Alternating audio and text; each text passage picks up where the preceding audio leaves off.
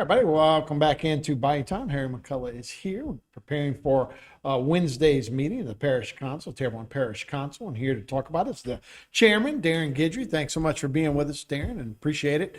So a big agenda as usual on for the Terrebonne Parish on Wednesday, but you want to finish off with a little bit of news from last week, huh? Yes. Well, first of all, thank you for having me.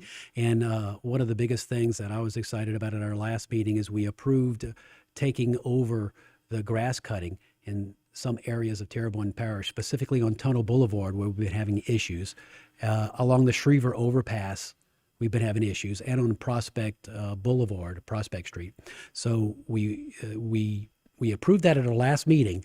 And for the last 2 weeks, I together with Clay Knockan, our director of vegetation, have been negotiating the cooperative endeavor agreement with the state. I think we have it situated to where by the end of this week or the weekend, hopefully the parish can start cutting the grass, and we will cut it weekly, and it will be cut to the ground like we do Mystic, Mystic and Civic Center Boulevard and all the others. Right. So it had been taken over by the state, but you guys going to start maintaining The state maintains all 230 miles of state highway. That's their mission. And, they can't force their duties onto parish government, and we don't have right now $700,000 to do that. Right. But we did decide to take over a small portion. The state's going to pay roughly 50% of the cost, and we're going to pick up the difference. But That's the good compromise. the state cuts the grass 4 times a year. That's all. So imagine if you cut your yard 4 times a year, how long it would be. Right. We will be cutting it 36 times a year. So you'll see a major difference. Big difference. And at least those few roadways that we're taking over, hopefully maybe next season we can work out a deal with the state to where they'll let us handle the cutting, and maybe they'll come up. Again, we'll have a cost share. Oh, no, that's great. And it makes a big difference even with Right. trash that's involved, picking up and all that kind of stuff that'll be inside of grass that'll accumulate like that. So it's a good way.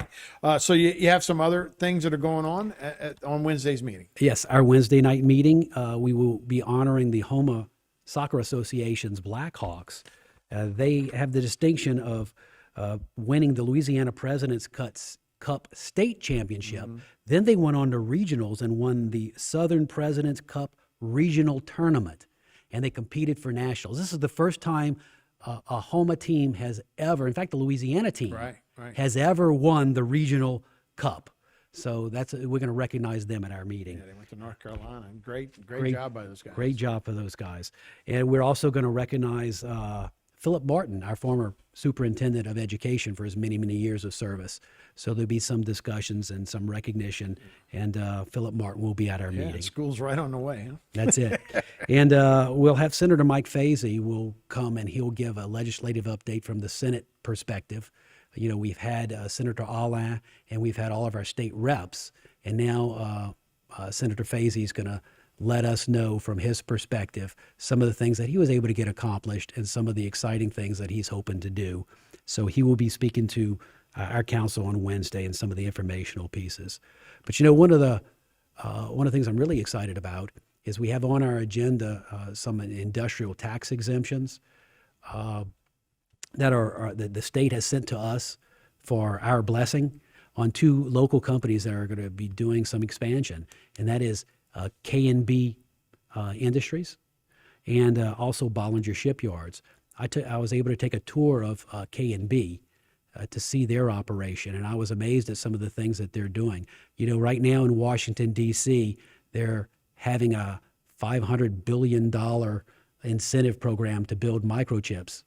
Well, guess what? K&B Machine makes the equipment that makes the microchips. Oh, nice. So they've gotten into that business, and it is rapidly expanding. And the things that they have to do to these machines, of course, they're finalized in all clean rooms. So they've installed clean rooms, and they machine these to perfection.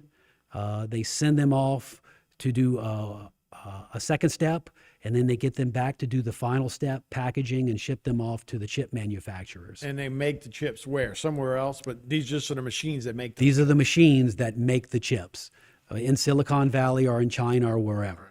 So that was pretty exciting.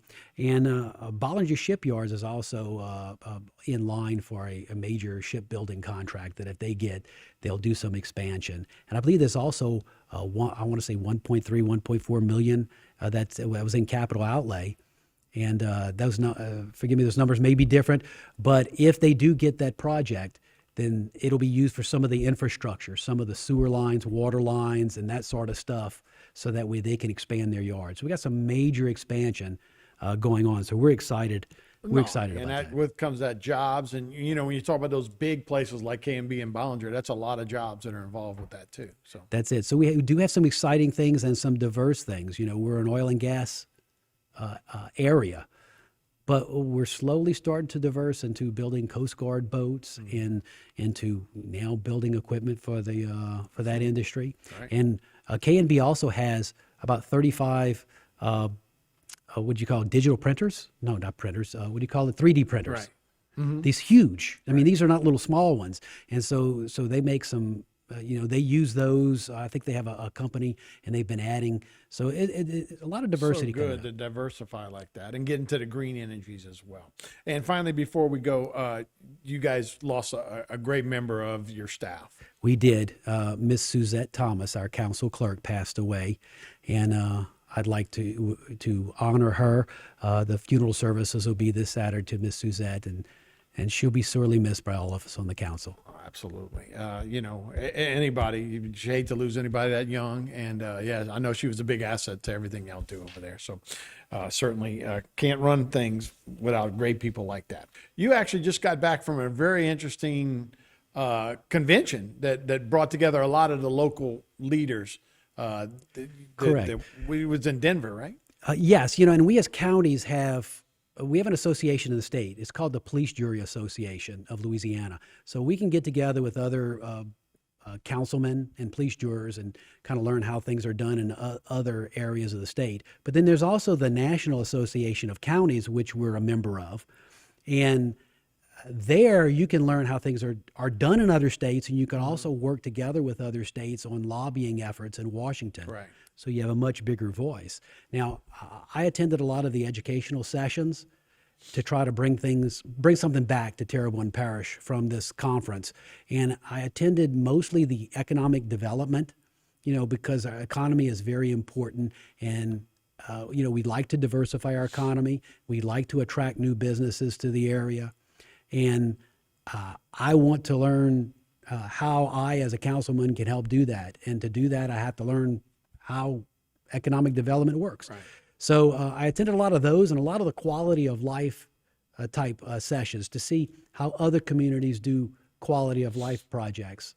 A lot of people will tell us, oh, things are so much better in Texas or right, Georgia or whatever. So I wanted to see for myself, well, if it is better, what do they do different that we don't? Mm-hmm. And so when I attended the economic development, I was shocked. I served for 8 years on the Terrebonne Economic Development Authority, prior to being on the levy board and here. And things have changed in economic development just since then.